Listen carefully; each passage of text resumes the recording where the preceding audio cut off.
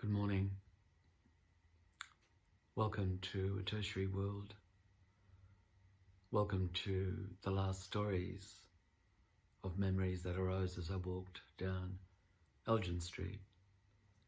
In 2008, Elgin Street is one of 7 east-west streets that, along with 7 north-south streets, make up a grid inside which I lived most of my life in the 60s, 70s, 80s and 90s. This performance project that I presented in 2008 was an attempt to retrieve aspects of this memory body and re-examine them, re-experience them perhaps. Elgin Street is, as I said, the second of 7 east-west streets. Its colour is orange, and this memory is of 144 Elgin Street. Its colour is indigo. The shop next to the post office is stacked with shelves filled to the brim with hardware supplies. All kinds of ladders, large, small, folding, aluminium and wooden, lined the street, 3 deep, against the shop windows, themselves being crammed up to the ceiling with displays of tools and safety clothing. This had once been Mr. Markov's chemist shop. Mr. Markov himself was a quiet man who always smiled sadly at everyone and wore a sable-coloured coat and a sable-coloured hat whenever he walked the 1 block from his home in MacArthur Square to the pharmacy. For some reason, we would often meet crossing Elgin Street.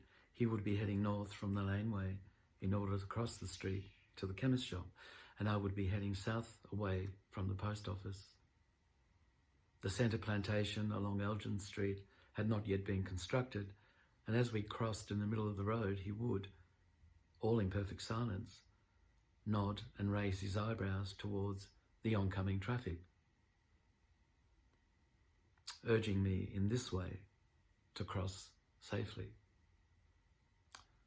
Once, with great gentleness and exuding true care, he handed me a particularly important medicine for my daughter, something I had not been able to find elsewhere. I had no money to cover the unexpectedly expensive cure. "Pay me later," he said, smiling, his melancholy smile. "Tomorrow, when we cross the street." It always seemed to me he knew too much, certainly more than anyone else, about certain things, though I never was able to work out exactly what they were. He never made this strange kind of knowledge weigh on anyone, acting dumb or at the very least just vacant, distracted and vague. But I knew he knew. Very recently I walked across Elgin Street, south from the chemist where the shop had been located.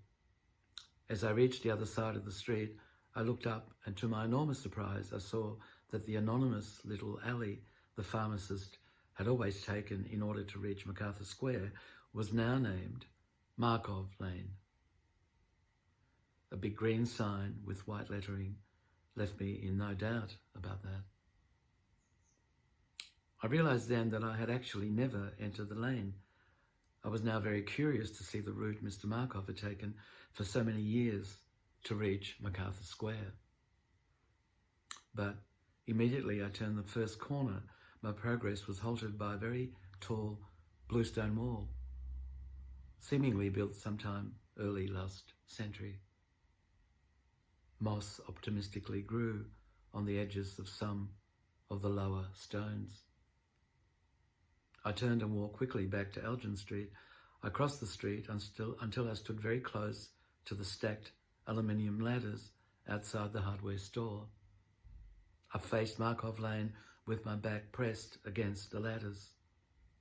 I must have looked confused, or at the very least distracted, because the store attendant came out and asked me if I needed help. "Not really," I said. And as an afterthought I added, "I don't think so."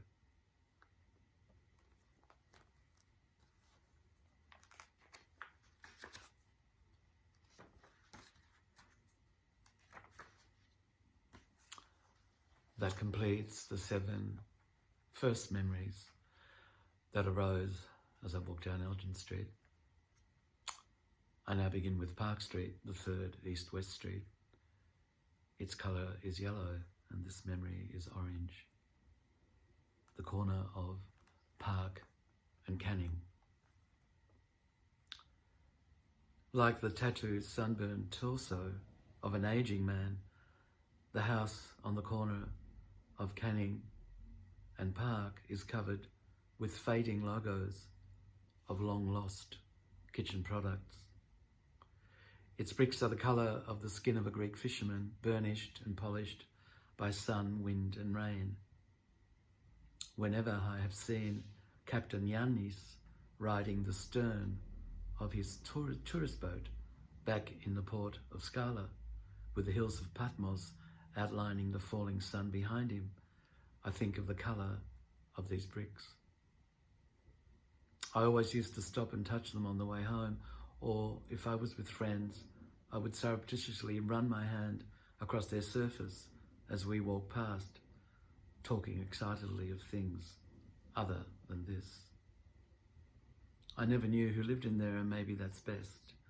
It's not a house or a home for me, but a living body. Someone I have known for a long time, but have never managed to find a way of beginning a conversation with. I have wondered what it might be like to live inside this body's skin, to try and go to sleep in there at night, knowing exactly what was etched on its outside. One would perhaps have felt very safe falling asleep inside the warm body of a giant made of clay, whose translucent skin was drawn all over in endlessly radiant pastel tattoos. A very old giant, for the drawings had already faded significantly through innumerable seasons.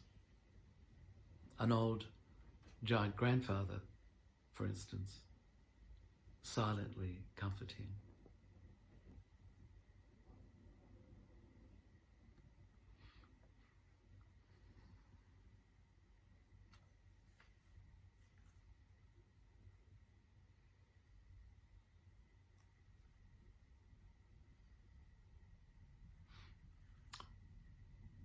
Houses as the bodies of comforting giant grandfathers. Not houses you can live in, but houses you can wonder about, carry with you as a potential comforting sleeping space.